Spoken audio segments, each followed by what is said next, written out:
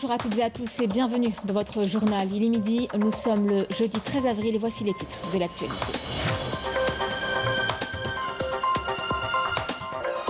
Au troisième jour de sa visite au Brésil, le général d'armée Saïd Chengreha, chef d'état-major de l'ANP, a remis une lettre manuscrite adressée par le président de la République, chef suprême des forces armées, ministre de la Défense nationale, à son homologue brésilien. Il a également pris part à la cérémonie d'ouverture de la 13e édition de l'exposition de la défense et de la sécurité au Brésil.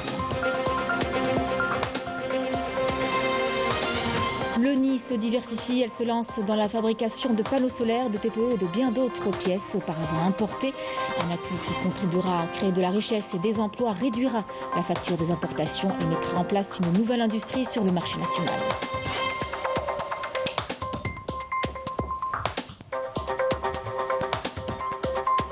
Djidjel Wilaya touristique abrite un pôle industriel important. Il s'agit de répondre à la demande professionnelle qu'imposent ces réalités. Des jeunes sont formés dans le domaine de l'industrie, du tourisme et de l'artisanat, entre autres. Un caractère stratégique pour les pouvoirs publics et une alternative du développement économique du pays. Au Maroc, deux partis politiques font front commun contre la corruption, la normalisation et la tyrannie. Ils font face à un gouvernement fermé aux revendications du peuple marocain. En parallèle, la justice française juge irrecevables les poursuites intentées par le Maroc contre des ONG et des médias dans l'affaire Pegasus.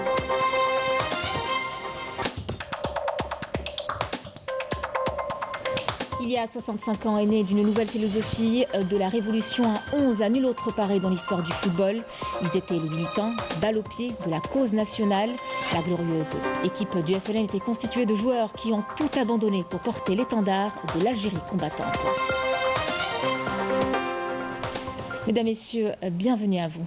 Au troisième jour de sa visite au Brésil, le général d'armée Saïd Chengreha, chef d'état-major de l'armée nationale populaire, a été reçu en audience par le ministre de la Défense de la République fédérative du Brésil, José Múcio Monteiro. Lors de cette audience, le chef d'état-major de l'ANP a remis une lettre manuscrite adressée par le président de la République, chef suprême des forces armées, ministre de la Défense nationale, à son homologue Lula da Silva, président de la République fédérative du Brésil. Il lui a transmis ses salutations personnelles ainsi qu'au peuple brésilien. Le chef d'état-major de l'armée nationale populaire a affirmé que le président de la République accorde une attention particulière à la dynamique visant à promouvoir les relations algéro-brésiliennes dans tous les secteurs, notamment le volet coopération militaire, comme il a assuré que sa présence à l'exposition l'AAD 2023 est une preuve de l'attachement du haut commandement de l'ANP pour développer sa coopération militaire avec l'un des pays du BRICS, en l'occurrence le Brésil, pour établir un échange franc et pragmatique et ainsi instaurer une coopération militaire algéro-brésilienne prometteuse et fructueuse pour les deux pays. Mardi, au deuxième jour de sa visite au Brésil, le général d'armée Saïd Chengreha, chef d'état-major de l'armée nationale populaire, a pris part à la cérémonie d'ouverture de la 13e édition de l'exposition de la défense et de la sécurité, l'AAD 2023. Elle s'est tenue à Rio de Janeiro. Walid Yousfi. Au deuxième jour de sa visite au Brésil, le général d'armée Saïd Chengreha, chef d'état-major de l'armée nationale populaire, a pris part à la cérémonie d'ouverture de la 13e édition de l'exposition de la défense et de la sécurité qui se tient à Rio de Janeiro, en République fédérative du Brésil. Cette exposition est le plus grand événement du genre en Amérique latine dans le domaine de l'industrie militaire et des systèmes de défense. Plus de 80 pays et 340 sociétés et entreprises du secteur de l'armement prennent part à cette édition. En marge de la cérémonie d'ouverture, le général d'armée Saïd Chengreha s'est entretenu avec le chef d'état-major général des forces armées du Royaume d'Arabie Saoudite, le lieutenant-général Fayed Ben Hamed El-Rouaili. Les deux parties ont examiné à cette occasion les voies et moyens de consolider la coopération dans les domaines militaires et sécuritaires. Le général d'armée Saïd Chengreha a également eu plusieurs rencontres avec des responsables de sociétés indiennes prenant part à cette exposition et a tenu une séance de travail avec les responsables de la société brésilienne de construction aéronautique Embraer. Le général d'armée a par la suite visité les différents pavillons de l'exposition afin de s'enquérir des dernières évolutions technologiques en matière d'armement et d'industrie militaire. Je vous en parlais en titre, l'entreprise nationale des industries électroniques, l'ENI, se diversifie. Elle se lance dans la fabrication de panneaux solaires, de TPE ou encore de composants électroniques et bien d'autres pièces auparavant importées. C'est un atout considérable, d'autant plus qu'il contribuera à créer de la richesse et des emplois. Et cela va sans dire qu'il réduira la facture des importations. Yasmine Messoudi. L'entreprise nationale des industries électroniques ENI s'est lancée dans la fabrication de panneaux et cellules solaires. Un projet qui s'inscrit dans le cadre de la diversification des investissements de l'entreprise, visant à mettre en place une nouvelle industrie sur le marché national. L'entreprise abrite également les unités d'intégration électronique, de maintenance des cartes électroniques et d'un laboratoire de recherche. Nous avons une unité de production de l'énergie solaire d'une capacité annuelle de 6 MW. Nous faisons le montage de cartes électroniques, voitures, des cartes aussi pour les appareils électroménagers ainsi que les appareils électroniques, des cartes que nous importions auparavant. Nous proposons deux types de terminaux de paiement électroniques, des TPE, dits Smart, et des TPE classiques. L'entreprise s'est lancée également dans la fabrication de pièces en plastique multi-usages qui autrefois étaient importées, en plus de la fabrication et la maintenance de pièces métalliques effectuées au niveau de cet atelier situé au sein de l'entreprise. Cet atelier est spécialisé dans la fabrication de pièces en plastique de tailles différentes. On a été sollicité par plusieurs organismes pour faire des cartes électroniques. Là, ils ont des pièces qui veulent les introduire dans le marché local ou des pièces qui n'existent pas sur le marché. On va faire des modifications là, ils ont donc nous pour la rétroconception. Véritable pourvoyeur d'emplois, ENI compte dans ses différents sites de production près de 6400 employés. La wilaya de Djidjel, wilaya touristique, abrite un pôle industriel important, la zone industrielle de Blara ainsi que le port de Djindjin. Des réalités qui doivent être en symbiose avec des formations dans le domaine de l'industrie et des métiers de la mer, mais aussi du tourisme et de l'artisanat. Des spécialités qui revêtent, il faut le dire, un caractère stratégique pour les pouvoirs publics en tant que l'une des alternatives du développement économique du pays. Malika Bellal. Plus de 20 entreprises activant à Djidjel accueillent en leur sein des stagiaires relevant du secteur de la formation et de l'enseignement professionnel, comme c'est le cas ici au complexe sidérurgique de Bellara, qui compte dans son programme un plan de formation qui a pour objectif de former une main-d'œuvre qualifiée et spécialisée. La formation dans ce complexe est de qualité. Nous remercions les autorités locales qui nous aident et nous accompagnent. Nous accompagnons les stagiaires ici dans ce complexe. Nous leur montrons les nouvelles technologies utilisées à notre niveau. Cette formation et les informations acquises vont leur permettre de mieux intégrer le monde du travail. Dans la même dynamique, 94 stagiaires bénéficient de sessions de formation au niveau du port de Djindjin. Cela fait maintenant 1 an et demi que je suis une formation en informatique. La formation est très utile, surtout si on choisit de travailler dans cette entreprise. J'ai intégré cette entreprise portuaire comme stagiaire pendant 2 ans et demi. Actuellement, je suis en CDI et j'occupe un poste d'électromécanicien. La wilaya de Djidjel dispose de grandes potentialités, comme le port de Djindjin, dont les missions ne sont plus celles d'hier. L'infrastructure est aujourd'hui numérisée, ce qui nécessite une formation de qualité pour une main-d'œuvre qualifiée. Le mode d'apprentissage est aujourd'hui un indicateur positif et un élément favorable au développement économique du pays. Et à l'approche de la saison estivale, les apprentis de la formation professionnelle seront répartis dans plusieurs infrastructures hôtelières pour des prestations de qualité. En effet, la nouvelle approche du secteur se base sur l'accompagnement des stagiaires avant, durant et après leur formation. Intéressons-nous à présent à la réhabilitation de l'ancienne décharge de Wetsmar. L'opération a permis d'assainir l'espace et en faire un parc. Il s'agit également d'utiliser les infiltrations de déchets enfuis et fabriquer de l'énergie à base de biogaz. Vous verrez bien que le processus est simple mais nécessite des installations particulières. Explication dans ce reportage, il est signé Yanis Abdelkassem. Nous sommes sur ce qui était auparavant une des plus importantes décharges de déchets à ciel ouvert Actuellement, ils sont recouverts par un dôme de 40 hectares et de 57 mètres de hauteur, composé d'une couverture étanche, d'argile et d'un écran vert, de quoi permettre de créer une activité physico-chimique à l'intérieur du dôme. 11 millions de mètres cubes vont se décomposer et vont générer deux effluents, le biogaz et le lixivia. Donc le lixivia, il sera pompé et transféré vers un bassin de rétention. Les biogaz vont être transformés en une énergie électrique à travers un cogénérateur de 630 kVA. Mais pour ce faire, c'est tout un processus. La première étape pour récupérer le biogaz et l'Ixivia est d'injecter de l'eau via ce réseau d'humidification des déchets.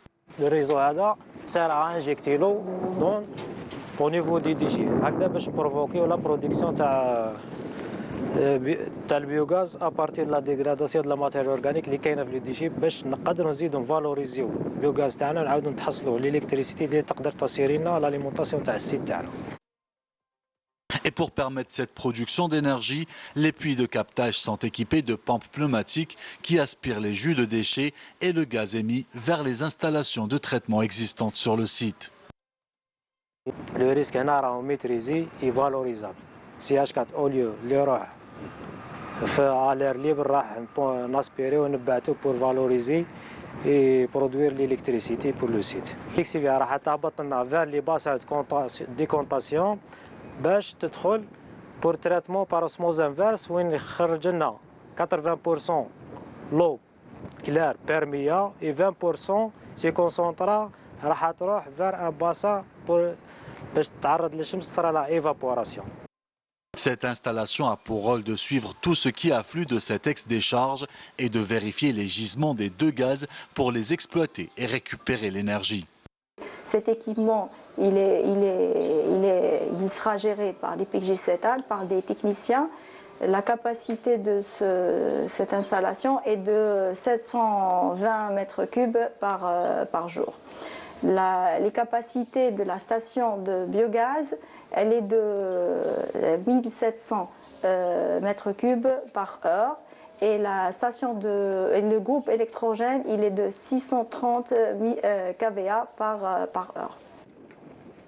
Ce projet ami de l'environnement est initié par le ministère de tutelle. L'établissement de gestion des centres d'enfouissement technique de la wilaya d'Alger prévoit de créer une cartographie du site pour pouvoir identifier les potentialités de ce gisement, déterminer l'activité de chaque puits et gérer au mieux cette zone verte qui sera ouverte au public. Hier, la protection civile de la wilaya de Chlef a enregistré le déclenchement d'un feu de forêt dans la région de Titouamen, dans la commune de Bni Hawa. Les soldats du feu, appuyés par les éléments de l'armée nationale populaire et d'agents de la direction régionale des forêts, sont arrivés à maîtriser le feu dans la nuit, tandis que ces mêmes éléments sont toujours sur place pour contrôler un départ de feu attisé par les rafales de vent qui touchent la région depuis 24 heures.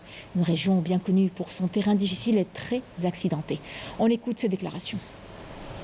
تم تجنيد جميع الإمكانيات المناسبة تم السيطرة نهائيا. Après avoir mobilisé tous les moyens humains et matériels, nous avons pu maîtriser le feu vers les coups de 3 heures du matin. Malheureusement, dans l'après-midi, de nouveaux départs de feu ont été déclenchés par des rafales de vent qui ont touché la région.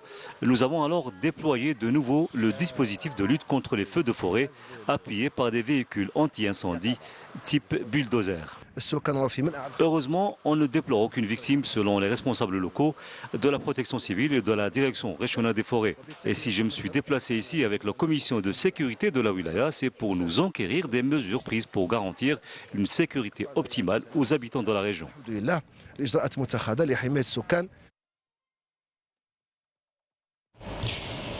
Un convoi de la mission des Nations Unies pour l'organisation d'un référendum au Sahara occidental a réussi à accéder au territoire sahraoui libéré pour la première fois depuis la reprise, il y a 2 ans de la guerre au Sahara occidental.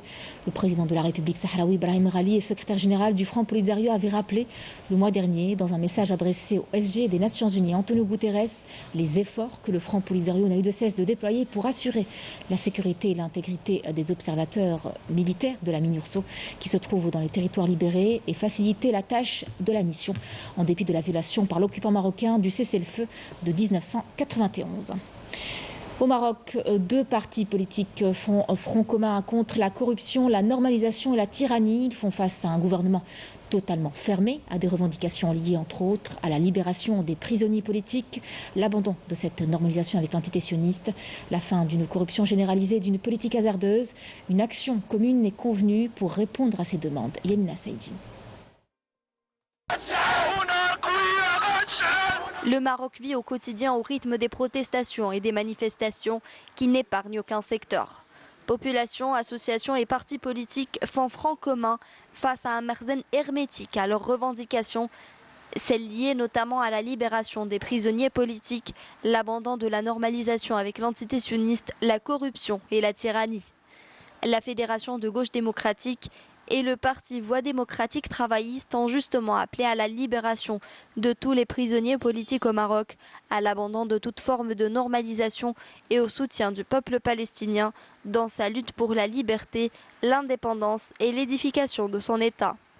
Dans un communiqué conjoint, les 2 partis ont pris acte des conditions politiques, économiques et sociales difficiles que traverse le Maroc, qui se caractérise par une atteinte au pouvoir d'achat du peuple marocain à travers des hausses successives des prix des produits de consommation, notamment alimentaires, la suppression des acquis ouvriers et populaires et les atteintes aux libertés. La déclaration a dénoncé la corruption généralisée, le monopole et la spéculation, soulignant la nécessité d'une action conjointe sur tous les fronts afin d'atteindre les objectifs du peuple marocain en matière de liberté, de démocratie et de progrès social.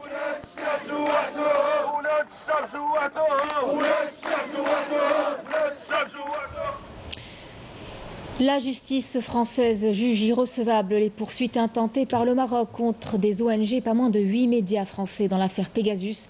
L'implication de Rabat dans l'affaire d'espionnage avait été révélée par ces parties ainsi que l'usage du logiciel d'une société sioniste. Le Maroc a été débouté dans un procès similaire en Espagne qu'il avait intenté à un journaliste espagnol. Badé Amarni pour les détails.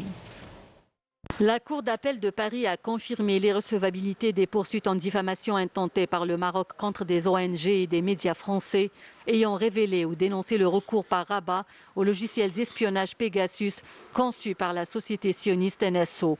10 jugements déclarant l'irrecevabilité des citations directes contre Le Monde, Radio France, France Média Monde, Mediapart, L'Humanité, Forbidden Stories et Amnesty International ont été rendus en première instance par le tribunal correctionnel de Paris. La Cour d'appel a confirmé ces 10 jugements. Ces décisions s'appuient sur un article de la loi française de 1881 sur la liberté de la presse qui ne permet pas à un État qui ne peut pas être assimilé à un particulier au sens de ce texte d'engager une poursuite en diffamation. Par ailleurs, la justice espagnole a également débouté le Maroc dans le procès qu'il avait intenté au journaliste espagnol Ignacio Sombrero, l'ayant accusé d'espionnage au moyen du logiciel Pegasus. Et l'État a rappelé qu'un consortium de 17 médias internationaux sur la base de données obtenues par l'organisation Forbidden Stories et Amnesty International a révélé au courant de l'été 2021, après une vaste enquête, que le Maroc est l'un des pays ayant eu le plus recours à Pegasus dans l'objectif de pirater les téléphones de journalistes, politiciens et militants des droits humains marocains et étrangers. Une commission d'enquête spéciale a également été créée au sein du Parlement européen. Les Français sont aujourd'hui appelés à faire grève et à se soulever contre la réforme des retraites. Ultime mobilisation à la veille d'une décision déterminante du Conseil constitutionnel sur ce projet emblématique du second quinquennat d'Emmanuel Macron. L'intersyndicale a décidé d'organiser cette démonstration de force, la 12e en l'espace de 3 mois, avant la décision du gouvernement qui annoncera s'il valide ou censure partiellement ou en totalité la réforme dont la mesure phare prévoit le recul de l'âge légal de départ de 62 à 64 ans. Revenons en Algérie avec du sport et cette victoire de l'USM Alger hier soir face à l'USM Khenchela, 2-0 en match comptant pour la mise à jour du championnat de Ligue 1. Les buts de la rencontre ont été inscrits par Alilet à la 15e minute et Benzaza à la 34e. Les Rouges et Noirs passent ainsi de la 8e à la 5e place au classement général, à 12 points du leader, le CR Belouizdad. Le CR Belouizdad qui accueillera ce soir à 22h30 le Paradou AC au stade du 5 juillet à Alger pour le compte de la mise à jour de la 17e journée de ce championnat de Ligue 1 Mobilis de football. Il y a 65 ans, jour pour jour, est née d'une nouvelle philosophie de la Révolution, un 11 à nul autre pareil dans l'histoire du football. Ils étaient les militants, balle au pied, de la cause nationale. La glorieuse équipe du FLN, constituée de joueurs qui ont tout abandonné, dont une riche carrière professionnelle, et pour certains, la Coupe du Monde de 58 en Suède, pour porter sur tous les continents son étendard, celui de l'Algérie combattante. Saïd Felak. Les internationales du ballon rond ont quitté la France au cours d'une opération parfaitement orchestrée. Certains fugitifs ont rallié Tunis, où ils ont été immédiatement pris en main par des émissaires du FLN. Aucun d'eux n'a cherché à nier que ce geste avait pour but d'attirer l'attention de l'opinion publique sur les problèmes d'Afrique du Nord. Il y a 65 ans, le 13 avril 1958, plus exactement, naissait la glorieuse équipe du FLN. De jeunes joueurs qui ont accepté d'abandonner leur carrière et tout laisser derrière eux pour apporter à leur manière leur contribution à la libération de l'Algérie du colonialisme français. À un moment précis, quittent tous leur club et rejoignent la Suisse, puis Tunis, après quoi ils auraient fait là une déclaration publique en disant « Nous, en tant que footballeurs, nous venons mettre nos compétences techniques, nos compétences sportives à la disposition de notre pays. » Je peux vous dire que ce départ valait autant que 10 ou 15 ou 20 embuscades. On s'est réunis donc avec Boumzareg, Aribi et Dr Moulay à l'hôtel de la Croix des Champs, donc au Louvre. Et c'est là que Boumzareg a dit « Dimanche, c'est le départ. Il faut que tous ces footballeurs-là, il y avait une liste, il y avait 11 joueurs exactement, 11 sans plus, et il fallait qu'ils quittent la France, donc tout de suite après les matchs. J'avais un an, j'avais tout, je commençais à m'imposer, et tout d'un coup, on était sollicité de quitter la France pour rentrer rejoindre le GPRA, le gouvernement provisoire algérien.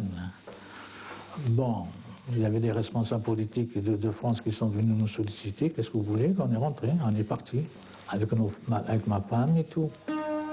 Débute alors une tournée à travers plusieurs pays dans le monde pour l'équipe du FLN avec comme objectif médiatiser la lutte des Algériens pour l'obtention de leur indépendance. À l'époque, il y avait Mao Zedong et il y avait le Premier ministre, c'était Chou Enlai. C'est des personnalités, des monuments. Nous avons serré la main tout le monde, mais celui avec lequel nous étions le plus copains, je peux dire, c'est le président du Vietnam, Ho Chi Minh. Et son ministre des Affaires étrangères, Pham Van Dong. On les avait battus à l'époque 7-0. Alors au dîner, il nous dit nous avons battu la France, vous nous avez battus, donc vous battrez la France. Aujourd'hui, des 32 vaillants footballeurs qui formaient l'équipe du FLN, 3 joueurs sont toujours en vie, Mohamed Maouch, Rachid Makhloufi et Dahman Defnoun. Une des caractéristiques du mois de Ramadan, l'ambiance chaleureuse et conviviale qu'il y a tout autour. L'occasion de vous emmener à l'un des vieux quartiers populaires de la radieuse Oran, Al-Hamri, bien connu pour son ambiance ramadanesque. Entre les halqat à la mosquée et son marché réputé pour ses charbettes rafraîchissantes, les rues de ce quartier ne désemplissent pas et connaissent une véritable dynamique tout au long de ce mois sacré. Rina Louari. Le quartier populaire d'Al-Hamri à Oran connaît une forme de vie religieuse unique durant le mois de Ramadan, avec une affluence quotidienne des fidèles vers les mosquées où les valeurs spirituelles sont enseignées et des dourous de la Sunna Nabawiya sont dispensés. Ramadan est un mois béni. Nous avons établi un programme quotidien avec une halqa le matin et une seconde l'après-midi. Nous avons nos habitudes, nous prions ensemble. Ici, dans ce quartier populaire, on ressent vraiment l'ambiance de Ramadan. L'ambiance dans ce quartier est vraiment unique. Nous faisons la prière des tarawih tous ensemble. Ce quartier est également réputé pour son marché, où fruits et légumes et autres poissons sont exposés dès les premières heures de la journée, sans oublier sherbet, vendu ici en grande quantité durant le mois sacré. Nous vendons sherbet depuis les années 60. Nous avons hérité cette profession de père en fils. Nous sommes d'anciens clients de ce magasin. Leurs sherbets sont excellentes. Ces sherbets traditionnels sont frais et bons et vendus à des prix symboliques. Notre marché est l'un des plus anciens d'Oran. Il a préservé son cachet populaire. Nous y trouvons tout et à des prix raisonnables. Les rues d'El Hmeri ne désemplissent pas tout au long du mois sacré, baignant dans une ambiance ramadanesque conviviale et spirituelle unique. C'est la fin de cette édition. Merci à vous de l'avoir suivi. Tout de suite, les nouvelles du ciel avec Mina Abed. Prochain rendez-vous de l'information à 18h avec Kemal Suik. Quant à moi, je vous retrouve demain à midi. Excellente journée à tous sur Canal Algérie.